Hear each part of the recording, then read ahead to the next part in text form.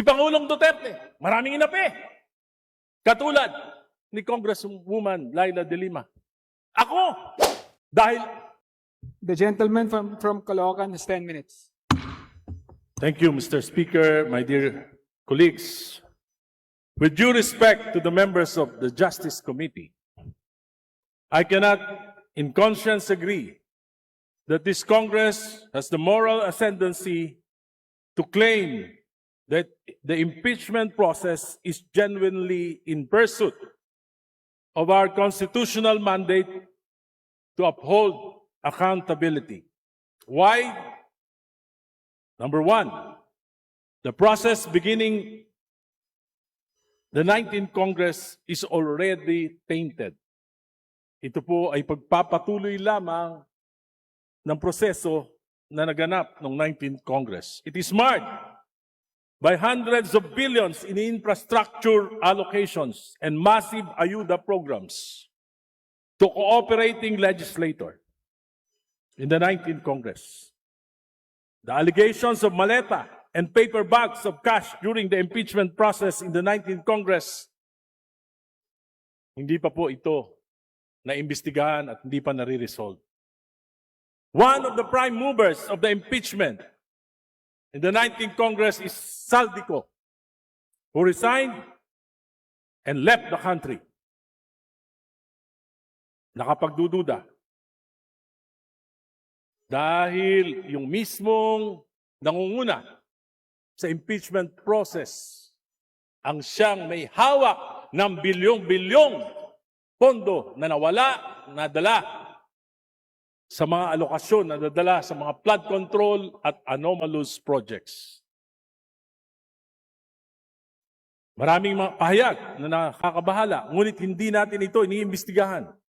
Kung susuriin lang natin ang mga allocations sa mga distrito ng mga legislators na aktibo sa impeachment process noong nakaraan. At marami pa rin mga aktibo ngayon. In particular, in the 2024 and the 2025 national budget, magugulat tayo sa laki nito. Even in my opponent in the last elections, the 2025 elections, publicly admitted that she signed the impeachment of VP Sara Duterte in aid of allocation. Natatakot siya na hindi siya mabibigyan ng pondo kung hindi siya pipirma sa impeachment. These circumstances put serious doubts. Is this accountability or is this about political leverage? After the impeachment vote in the plenary, let us examine the status of the four later release allocations. Let us see if this correlates with how members will be voting in the 20th Congress. Yung bumoto ba ng yes, maririlisan? Yung bang bumoto ng no, at yung mga abstain, maririlisan? Malalaman natin ang katotohanan sooner or later. Ang impeachment na ito ay maliwanag na disenyo ng Marcos administration. Hindi para malaman ang buong katotohanan at para panagutin, kundi upang pabagsakin ang kalaban sa politika at upang makalusot sa pinakamalaking nakawan sa kasaysayan ng bansa. Ginagamit ang mga institusyon na dapat ay neutral, tulad ng NBI, COA, at AMLAC.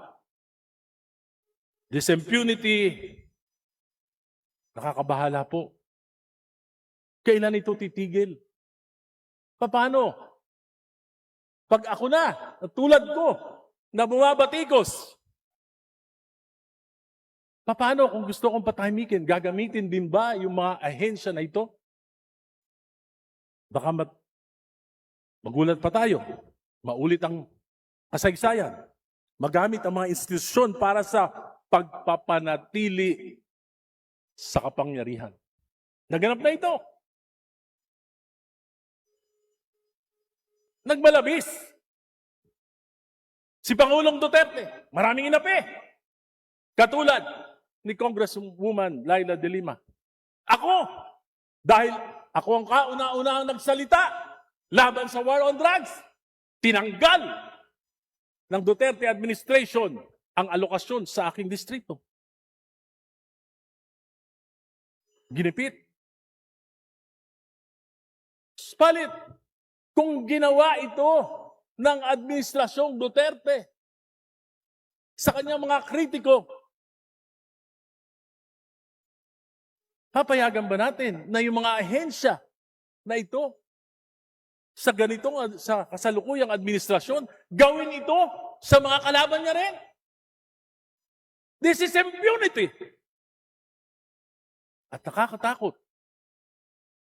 Baka maulit ang kasaysayan.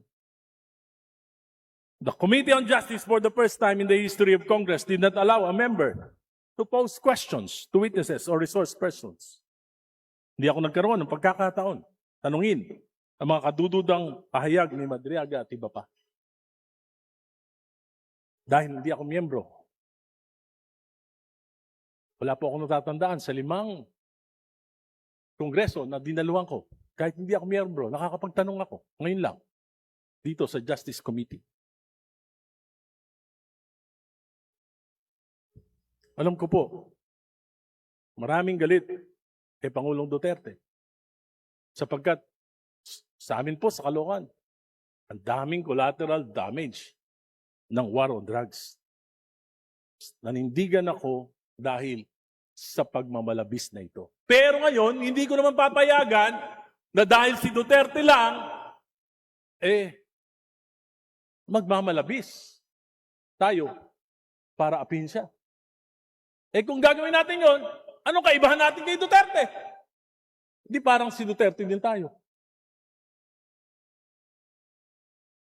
We cannot be loud against the Duterte, but silent against Marcos. There are clear signs of abuse, of misgovernance, or cover-up of corruption that cause our country and people economic distress. Today, inflation has reached 7.3%. Habang kumakain tayo sa masarap at maraming putahe dyan sa South Lounge, nagdidildil ng asin ang ating mga kababayan. Habang abala ang administrasyon na pagtakpan ang mga kalokohan at supili ng mga kalaban, hirap na ang ating mamamayan. Mr. Speaker, I will not be swayed by allocations, by power or loss of it, by fear or threats. I will stand by the dictates of my conscience, guided by my discernment and prayers, and what I believe is for the betterment of our country. Kasaysayan ng husga kung sino ang umaatras sa laban at kung sino ang nakikipagsabwatan. Ako si Egay Irice ng Caloocan, nanindigan nung EDSA 1, nanindigan nung EDSA 2. Lumaban kay Duterte sa war on drugs. 40 taong lumaban sa mga political dynasties. Lumaban para kay Noynoy, para kay Cory, para kay Mar Rojas. Patuloy na lalaban sa Administrasyong Marcos hanggang hindi nito masusumpungan ang katinuan. Maraming salamat po.